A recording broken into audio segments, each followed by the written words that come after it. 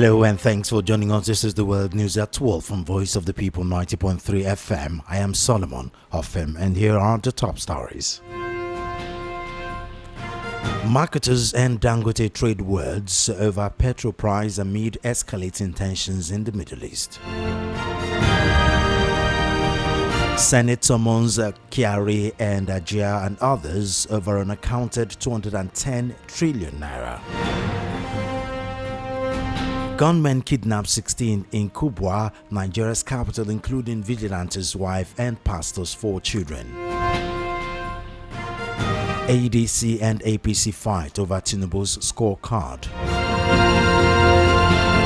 Outside Nigeria, Middle East war enters 7th day as Israel strikes Beirut. And in sport, Trump honors Messi and MLS Cup champions Inter Miami. Those are our top stories. Details coming up in just a moment.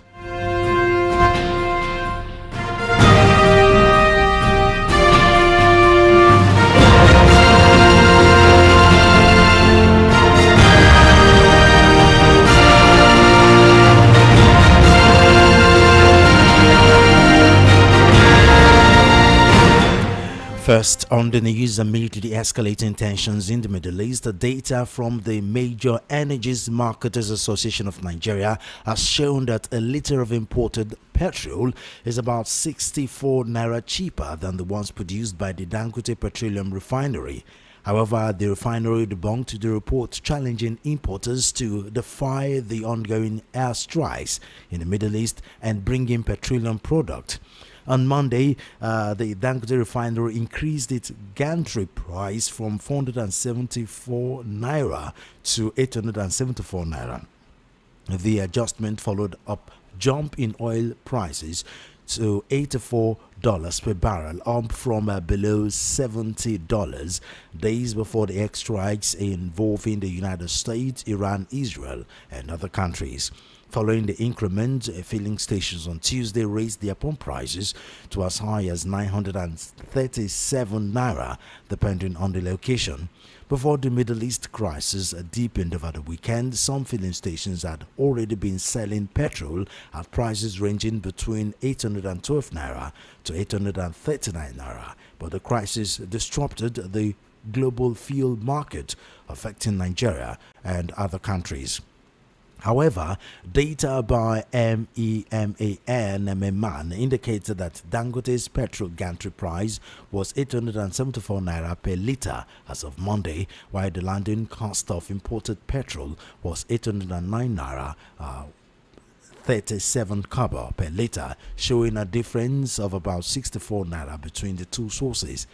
Meman also reported that Dangote's diesel price was 1,164 naira 42 kobo, while imported diesel was 1,125 naira 70 kobo per litre. However, officials of the Dangote refinery who did not want to be mentioned said some importers were projecting a false narrative to ensure the federal government continues to issue import licenses. Aside from pricing, another official said Nigeria should be thankful to the Dangote refinery for shielding the country from the fuel crisis that could have paralyzed commercial activities. The Senate Committee on Public Accounts has summoned the immediate past Group Chief Executive Officer of the Nigerian National Petroleum Company Limited, Kyari, alongside former Chief Financial Officer Umar Ajia Issa and former Group General Manager of the National Petroleum Investment Management Service, NAPIM's Bala Wunti, over an alleged 210 trillion naira not properly accounted for by the company between 2017 and 2023. The committee, chaired by Senator Aliyu Wadada, Nasarawa West, issued the summons on Thursday following a review of audit queries relating to the financial records of the National Oil Company. Wadada said the committee would issue a warrant of arrest against the former management team if they fail to appear before it on a date that will be communicated to them. He added that the former officials are expected to appear before the committee alongside the current management of NNPCL led by the Group Chief Executive Officer Bayo Julari, as well as the external auditors who served the company during the the period under review. Reading the committee's resolution to journalists, Wadada said the panel had directed the NNPCL to account for the combined sum of 210 trillion naira, comprising 103 trillion naira and 107 trillion naira identified in audit report. The committee also directed the company to remit to the Treasury oil production cost charged against crude oil revenue for the period under review, noting that NNPC and its subsidiaries, including NAPIMS, do not directly produce crude oil. Wadada said the committee arrived at the resolution after the NNPCL failed to provide statutory and satisfactory responses to 19 audit queries raised against it. According to him, the company claimed that 103 trillion naira represented cumulative expenditures by joint venture partners from JV cash calls between 2017 and 2023, an explanation the committee described as unacceptable. On insecurity, no fewer than 16 residents, including the wife of a local vigilante commander, her younger sister, and the 4 children belonging to a pastor, have been abducted by gunmen during an attack on Peze community in the Boazi area of Kubwa, a Bwari Area Council of the Federal Capital Territory, FCT, Abuja. Residents told newsmen on Friday that the heavily armed gunmen invaded the community on Tuesday night, operating between 9:30 p.m. and 10 p.m., moving from house to house while attempting to force their way into homes. One resident said the attackers had earlier assembled in an uncompleted building opposite his house before launching the operation. According to the resident, the gunmen threatened to kill occupants who refused to open their doors. The source explained that when the kidnappers could not gain entry into his house, they moved to other homes where they eventually abducted several residents. Among the victims were 4 children belonging to a pastor in the community. The resident said the pastor was not at home when the attackers struck. The attack also affected the family of a vigilante commander who had been assisting the community in resisting kidnappers.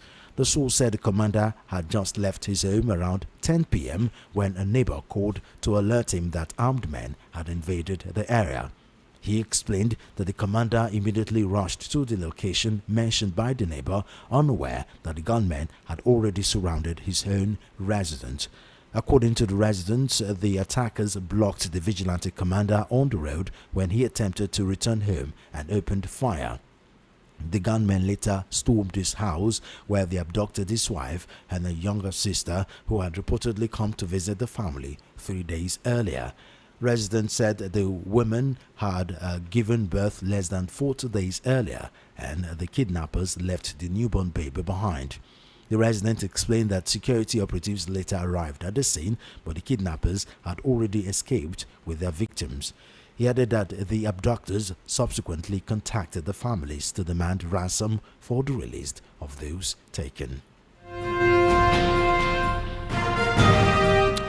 And on to politics, the African Democratic Congress ADC has knocked President Bola Tinubu, describing his administration as the most incompetent in the history of Nigeria.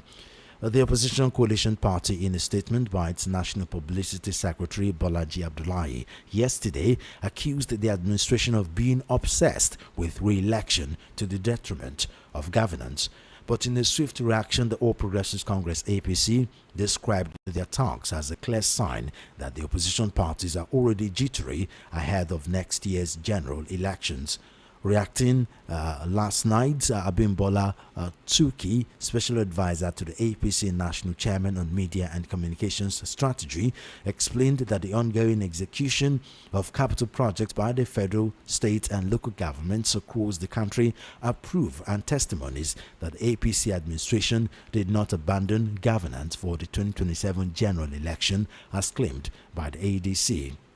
Notwithstanding the robust defense, ADC has noted that the alleged incompetence of Tinubu's administration is obvious through the flip-flops in its appointments and fiscal confusion, which has resulted in the government implementing multiple budgets simultaneously since 2024.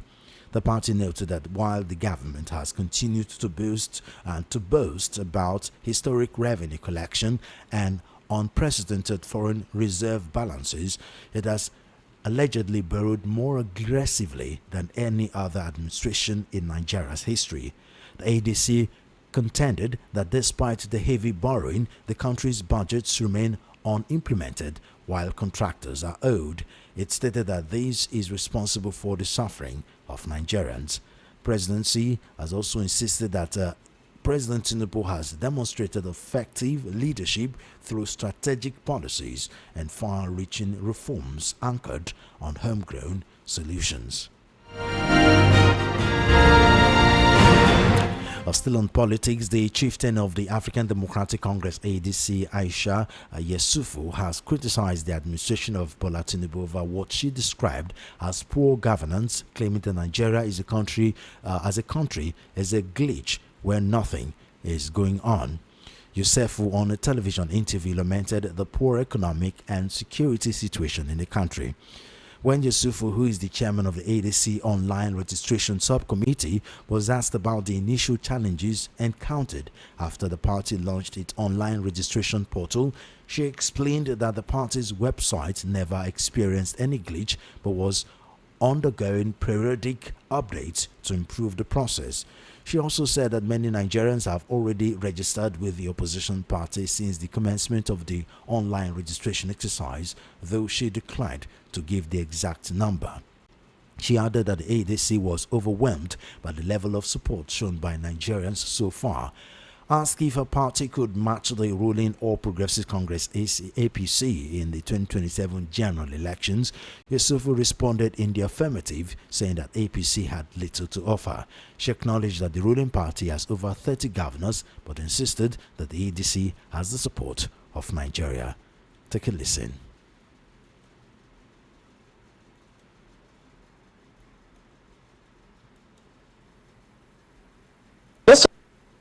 Say to Nigerians, we're really grateful and we're overwhelmed and overjoyed with the way that the online registration of the African Democratic Congress has been received by Nigerians, and we're really overwhelmed with the love that they have shown. And to say, I listen to some of the calls that come in, how people are happy and grateful that there is an opposition party that is ready to stand, order for order. Men will mount, women will mount.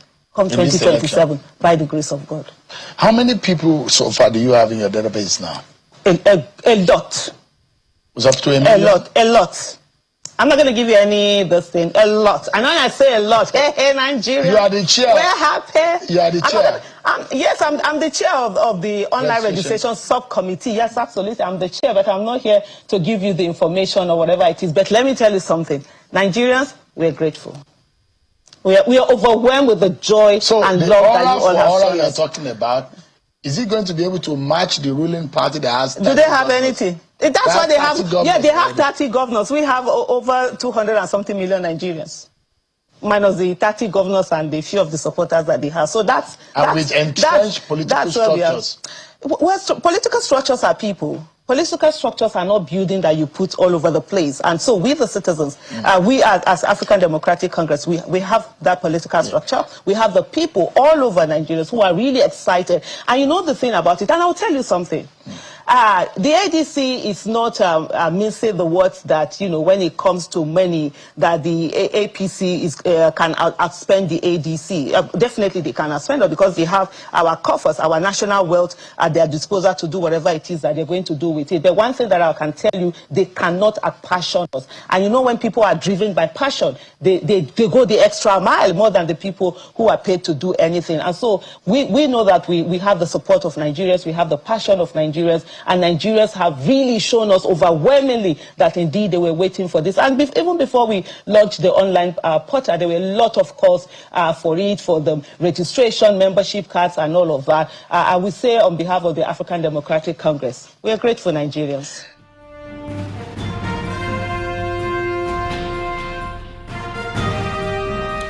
You're still on to the World News at 12 right here on Voice of the People 90.3 FM. We'll go straight to our analysis segment. So we have Tunde Kolawole, a legal practitioner and a public and current affairs analyst. Barrister Kolawole, thank you very much for joining us on the News at 12. Thanks for having me, and a lovely afternoon to all the good people listening to here in Nigeria and over the world. Okay, let's go to our first on the news item, which is the war of words going on between oil marketers in Nigeria and Dangote refinery. We know what the U.S. Iran war has done. It has affected oil producing countries. A lot of countries directly or indirectly, and of course in Nigeria it has affected us directly as oil producers in the country. So the recent increase by Dangote refinery has not exactly go down well with some marketers, and they've accused the Dangote of increasing fuel price unnecessarily. And of course Dangote have come out to say, well, there's a war going on. We've gone through hell to import this fuel. Why don't you guys try it and see how easy it is? What's your take on this story? Well, it is rather unfortunate. The belief of the average Nigerian person and the impression that the Nigerian government, including the Dangote refinery, have created is that if we begin to produce or process our fuel here in Nigeria, chances are we will be less susceptible to what happens in the international market, whether it's war or whatever war has been. We'll be able to maintain a very stable price regime. It is for that reason there has been a lot of condemnation about the epileptic or non-performance of the state-owned refineries in Port Harcourt, Warrior, and Kaduna, and Warrior. I say a lot of Nigerian people supported, and the wish that the Dangote refinery will become very successful, and then it will work very fine. Now the refinery is working fine, and we begin to see all manners of variables coming into play. Whereas what the average Nigerian person wants to see is the kind of stability that we have in Saudi Arabia, and which, because they refine most of their fuel consumption and water, relatively they have a stable price regime all the year round. In spite of all the war, the present war that is going on now between Iran and the US and Israel and all that, the Saudi people are not aware that they have increased or that the prices of fuel have skyrocketed or gone up in Saudi Arabia. Why can't we have the same situation here in Nigeria? Two possibilities or two issues are may be responsible. One is if the federal government is no longer supplying Dangote refinery crude petroleum products and in naira rate and water, then whatever they import, they are likely to kind of sell it at the international market rate, such that they'll be able to make profit and also recoup whatever expenses that they incur, and then be able to buy new consignment for processing. The second one is, which I consider very, very important. I have said this time without numbers. It's really wishful thinking to say that we could have prices of fuel as cheap as we want it to be anytime, all the time in Nigeria. Not that, simply because petroleum and petroleum-related products are dollar denominated in the international market. Nobody sells or buys most of these products either in local currencies and war abuse and all that. I am sure the Saudi authorities are able to maintain a stable price simply because they have a functional state refinery, government-controlled refinery, that is able to process oil and sell to their people at maybe subsidized or stabilized or cheap rate. Here we have a businessman who will be thinking of profit and also maintenance and use raw materials. And let's remind ourselves, it is not that the crude oil as raw materials, a lot of chemicals, a lot of machinery, power supply and everything go into this process of the Dangote refinery crude oil. So when you look at all the MPs and what have you and other, it will always, it may continue to be wishful thinking to expect that we always have a very stable price regime with regard to Dangote refinery and then the imported one.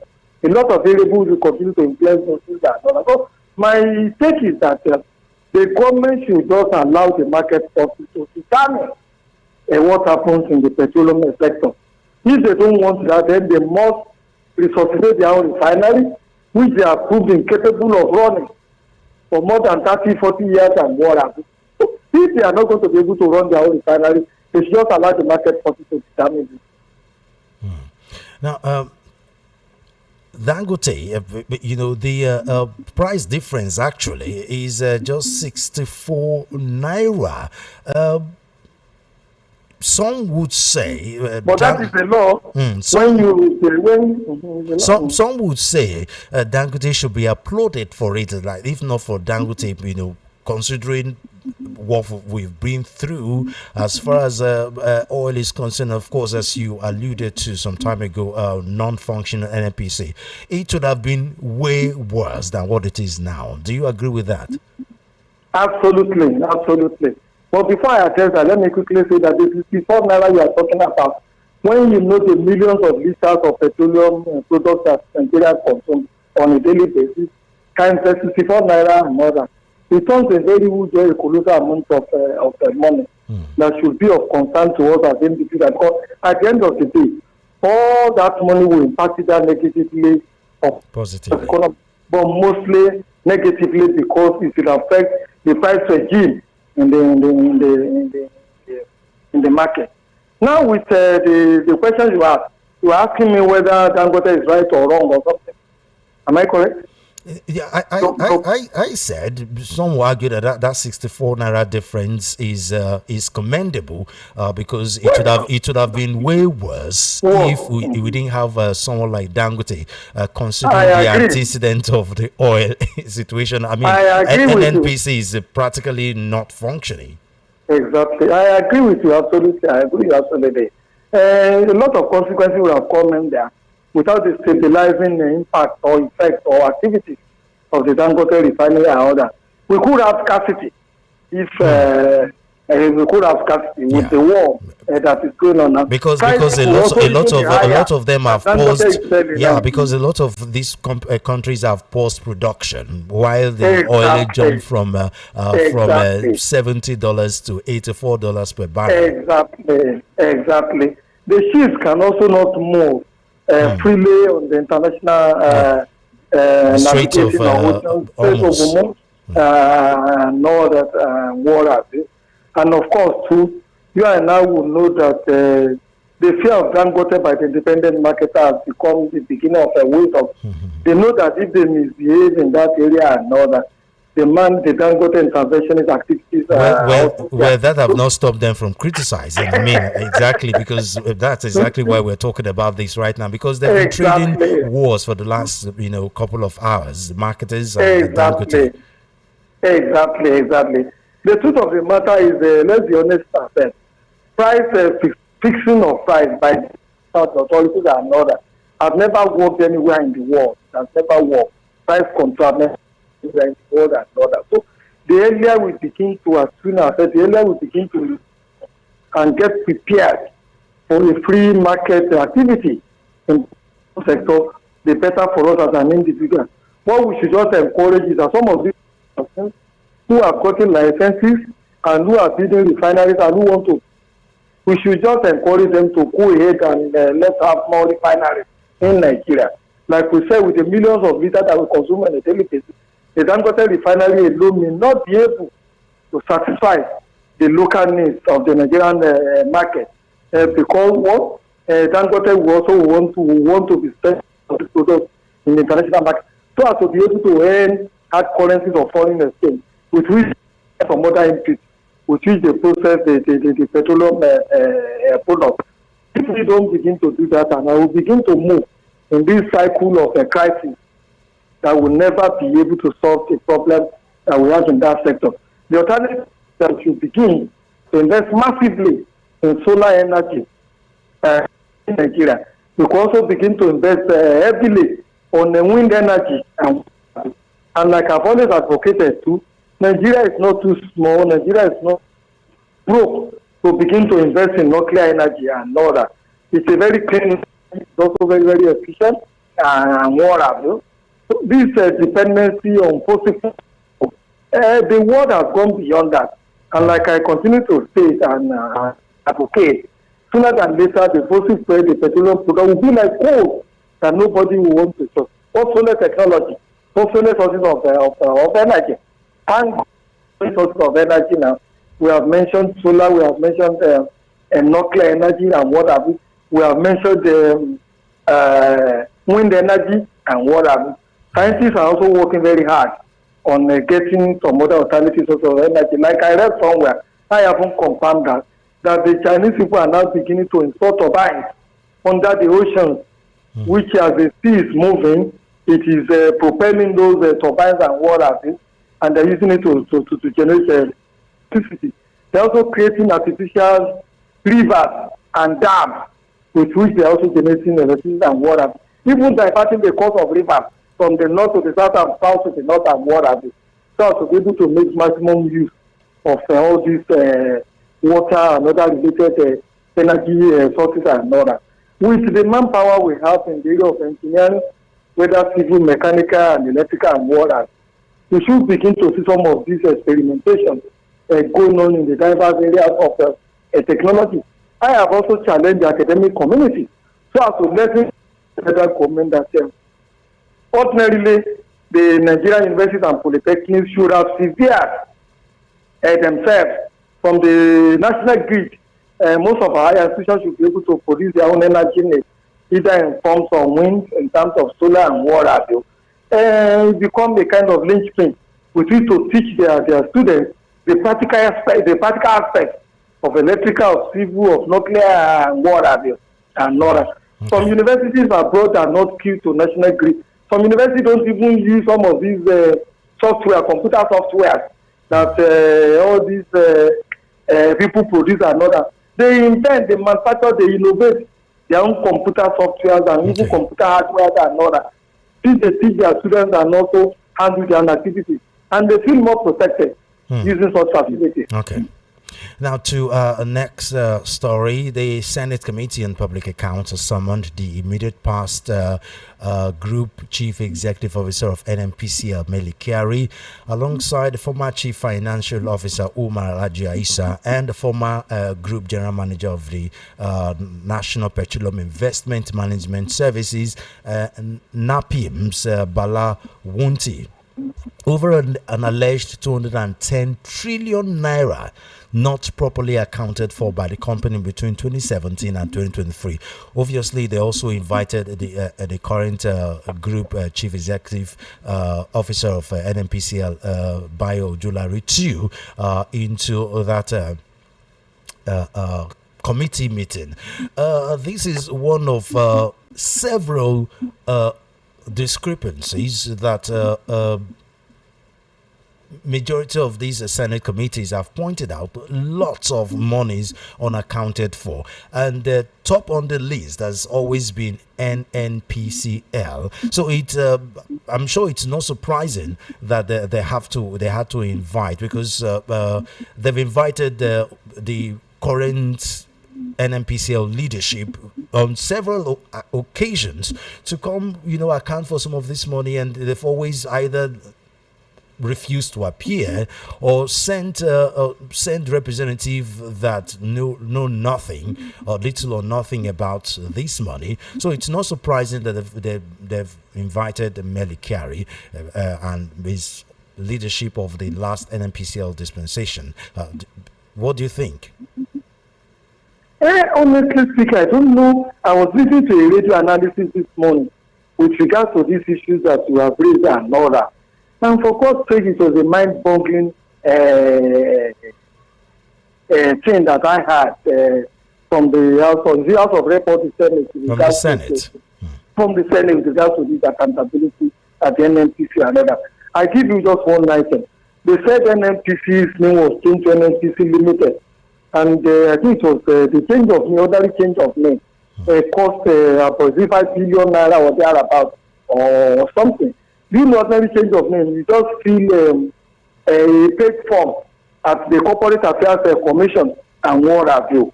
And then you pass a resolution, which is also a one-page, not more than a one-page document, and then you send to the Corporate Affairs Commission, commission to change it. You could even do it online. I mean, it's a government entity after all, so exactly. You don't even require to go there. You can send it online, and you don't even require to give it any external solicitor.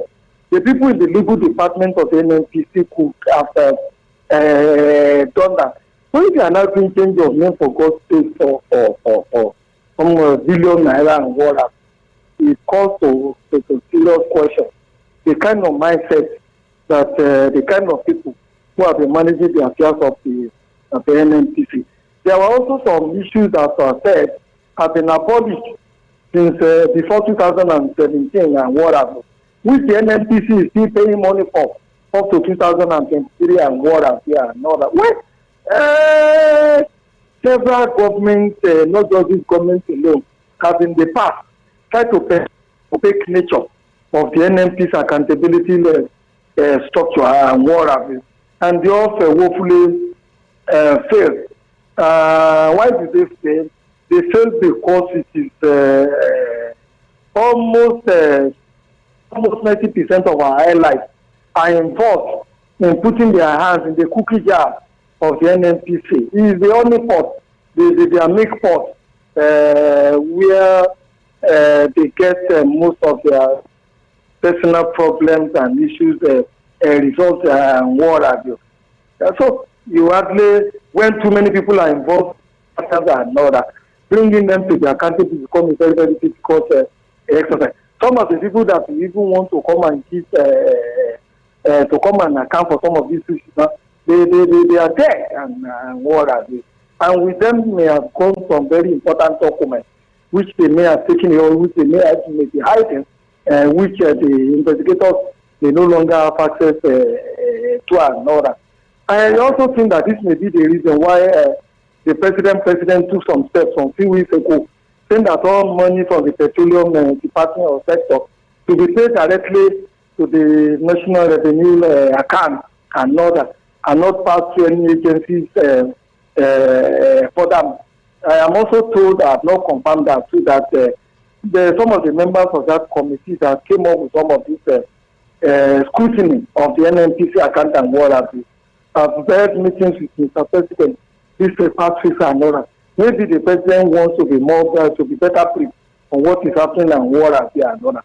He being that is not traffic, but the report that came before the Senate and all that, the public will not have taken some of the steps that they have taken in the recent times and all that. Now, what also agitates me is that if that is happening in NNPC alone, you can imagine the myriad, hundreds of parastatals that we have all over the place and all that. Is it impossible that similar things are also happening in those places and what have you? Your guess is as good as mine. So when they tell us that Nigeria is, when they tell us they cannot do certain things and all that, when even the Mr. President applies to the Senate that the revenue allocation formula to be changed and the federal government should be getting more and all that, you begin to get worried. We should rather look at the accountability of revenue generation, distribution, and then and what have you, than saying that this country is too broke to embark on certain things. I mean, if you've been following happenings in the NNPC and the fact that for years they've not been able to produce oil with the capacity that was even in its non-functional stage, still not being able to produce in the capacity that it should, even in its non-functional stage, and yet the structure have not been dismantled. It's still under government agency.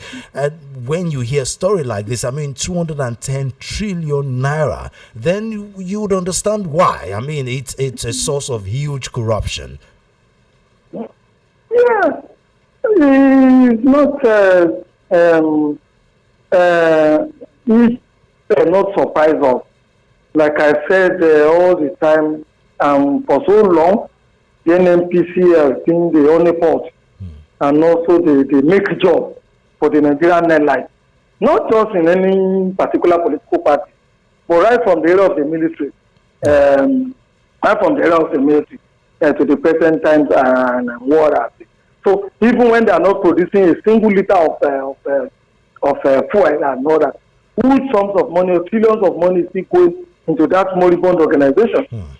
That nobody ever queries. You see that nobody ever queries and all that. If it is not a conclave of activities by the Nigerian Airlines and all that, I am sure the roads will not have been that bad. Okay, because of time, on insecurity, no fewer than 16 residents, including the wife of a local vigilante commander, a younger sister, and 4 children belonging to a pastor have been abducted by gunmen during an attack in a community in Kubwa and Bwari Area Council of the FCT Abuja.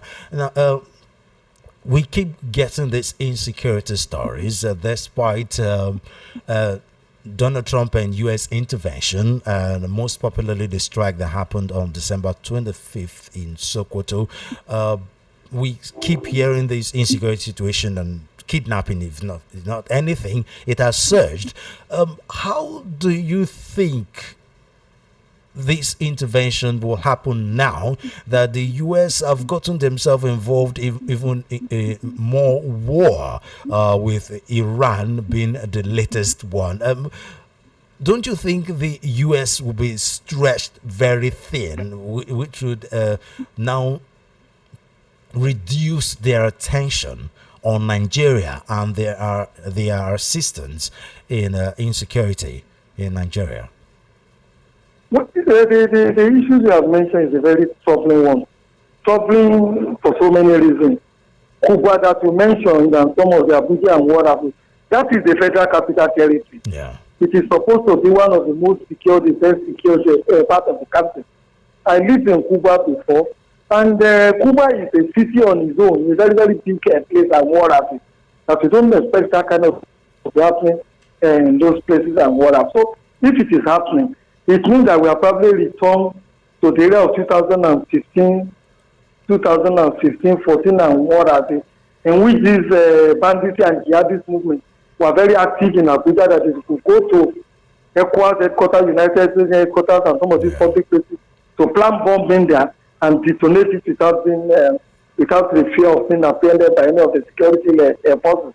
Well, it means that we are not on top of our game of making sure that the Federal Capital Territory and the whole of Nigeria is highly, and well protected. With regard to the U.S. as you have said and what have you, I will repeat what I've always said. Their performance in fighting insurgency and banditry in different parts of the world have never been encouraging. In fact, they have never won any of those. Secondly, like you said, their attention, their interest in Nigeria will begin to wane with what is happening between them and Iran and what have you. Look at what is happening. It would appear to me that Ukraine has now been forgotten by the U.S. Yeah. It would appear to me that even Venezuela is no longer on the front corner or a priority with regards to the activities and what have. So we should expect that sooner than later, or very soon, if not, if they haven't taken the chair already and order, to begin to kind of put the Nigerian issues on a low key or on a slow corner until they're able to extricate themselves from some of these cases. We should also remember that the U.S. election is a drawing error and what have you. In fact, some people have argued that Donald Trump engaged in this war simply to beef up or to show off his popularity. Because they say if he goes to... And as a distraction to the Epstein file. Exactly. That if he goes to the next election without adding anything to the American people, the kind of gun-post diplomacy that he's doing now, mainly and killing people around the world and all that, he will lose the election, the next election, the Republicans will lose the next election in a very, very close manner and all that. So if he loses the next election, I'm not too sure any government coming after him will be too interested in getting themselves involved in the Nigerian debacle and some of these other debacle that are found. And remember too, he has only one term. I mean, this is his last term in office and what have you.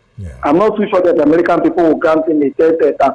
Whichever way you look at it, and all that, the U.S. people will not be able to solve our problem before the end of the Donald Trump era or before the end of the Donald Trump government in the U.S.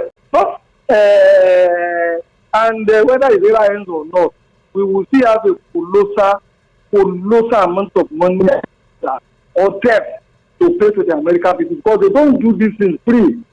You have to pay for the arms and ammunition. You have to pay to the soldiers they have declared and all that. A lot of things are usually attached to this kind of so-called foreign assistance from a foreign government.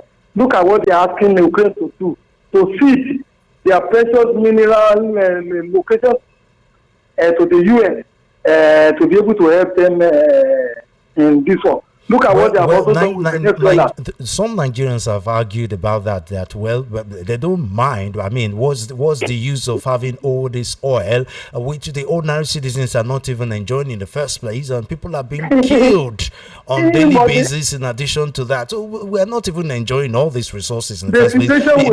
The US can have it if they want, if they will stop the killing in Nigeria. Many Nigerians are thinking that way. And you won't blame them for thinking that way. I agree. But like I always say, we should not, because of what we are going through now, jump from fire pan to fire. The situation is going to get worse. At least when the Nigerian airlines have taken the last crumb of what should naturally belong to the old Nigerian people, the common patrimony of the Nigerian people and all that, the crumb from their tables and all that, at least is still left for us to scavenge for as their laptops and water. So these taken by the US and all that, how do we sustain ourselves and what have you? Okay. Our situation with that of Congo and some of these other republics that have had no peace for a very long time now, because all manners of people will come in, businessmen, machineries and what have you. We come into Nigeria to come and start digging for some of these precious minerals and all that. And the UK is not taking. They could even recolonize. They could even take over some of our territories and turn it to maybe the 52nd or 55th state of the United States. Okay, because of time, we have to go. Thank you very much, Barrister. All right, thanks for having me, my brother. Let's continue to pray for Nigeria. The situation is very dire. It is. With regards to security. It is. Thank you very much, sir. Have a lovely. That was Tunde Kolawole, a legal practitioner and current affairs analyst, right here on the Voice of the People of VOP 90.3 FM on the news at 12.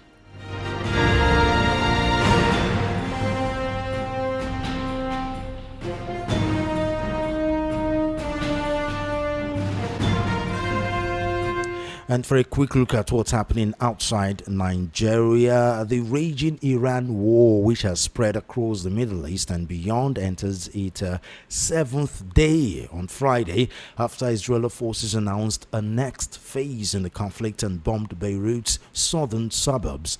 The Israeli military had earlier issued an unprecedented evacuation warning for the entire area. Save your lives and evacuate your residences immediately. That sent residents fleeing in panic. The war has been felt as far away as the Sri Lankan coast, where a U.S. submarine torpedoed an Iranian warship, and Azerbaijan, which threatened retaliation after a drone hit an airport. On the political front, U.S. President Donald Trump rejected the possibility of Majtaba Khamenei, son of the late Iranian Supreme Leader Ali Khamenei, replacing his slain father, dismissing him as a lightweight.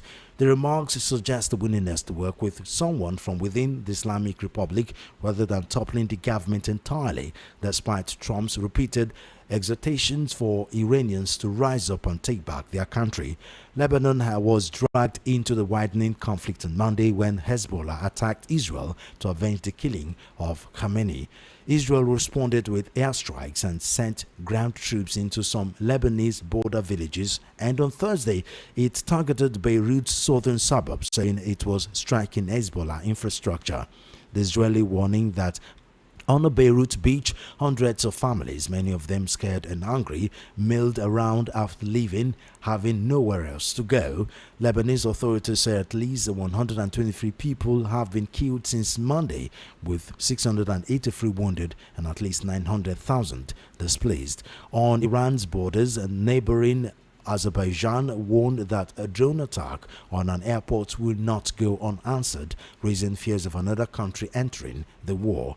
Iran denied being behind the strike and blamed Israel, but that did not stop Azerbaijani President Ilham Aliyev from accusing Tehran of terrorism. Australia, meanwhile, deployed 2 military aircraft to the theatre, and Canada's Prime Minister Mark Carney said he would not rule out his armed forces taking part. And finally, on our sports news, Argentine superstar Lionel Messi and his Inter Miami teammates were feted by President Donald Trump at the White House on Thursday in honor of the 2025 MLS Cup Championship. Messi was at the forefront as Miami players, coach Javier Mascherano and team co-owner Jorge Mas flanked Trump, who opened proceedings with comments on military action in the Middle East, but they soon got down to the team's 2025 exploits and reminiscence of Brazilian icon Pelé's 1970s stint in the New York Cosmos and its electrifying effect on soccer in the United States. The players came bearing gifts for Trump, including a number 47 jersey from the team's signature pink kit, reflecting his status as the nation's 47th president. From Trump, there were shout-outs to Miami's Uruguayan striker Luis Suarez, rising star Tadeo Allende, and Rodrigo de Paul, and a subtle dig at former President Joe Biden. Trump's rundown of Miami's 2025 achievements included not only their 3-1 victory over Vancouver Whitecaps in the MLS Cup final, but also their 2-1 victory over Portuguese side Porto in the Club World Cup, which marked the first time a North American team beat a European one in official matches. Take a listen.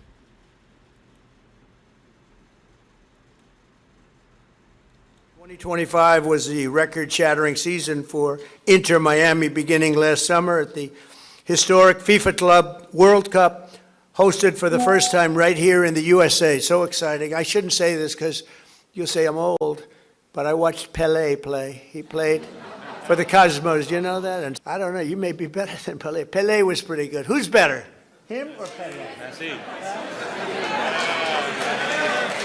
I agree.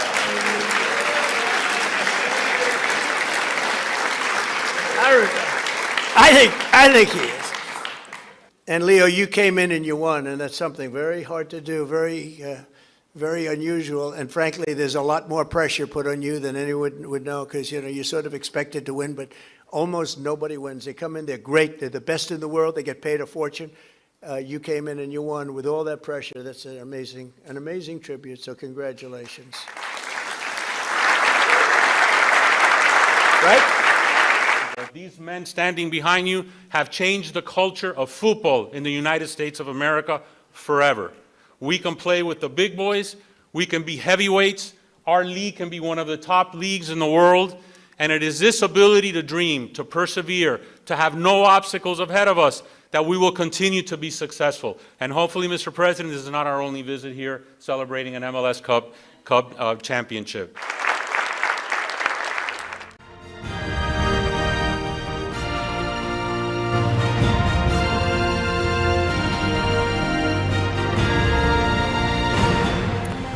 And with that, sports news will end the news at 12 right here on Voice of the People 90.3 FM. But before we go here, let's take a look at the headlines again. Marketers and Dangote trade wars over petrol price amid the escalating tension in the Middle East. Senate summons Kyari, Abuja and others over unaccounted 210 trillion naira. Also brought a story that gunmen kidnapped 16 in Kubwa, Nigeria's capital, including vigilante's wife and pastor's 4 children. And ADC and APC fight over Tinubu's scorecard. On our international scene, the Middle East war enters 7th day as Israel strikes Beirut. And in sport, Trump honors Messi and MLS Cup champion Inter Miami. And that's a wrap on the World News at 12 on VOP 90.3 FM. My name is Solomon Ofem. Do follow our social media handles at VOP903FM. Subscribe to our YouTube channel at VOP903FM. Good afternoon and thank you for listening.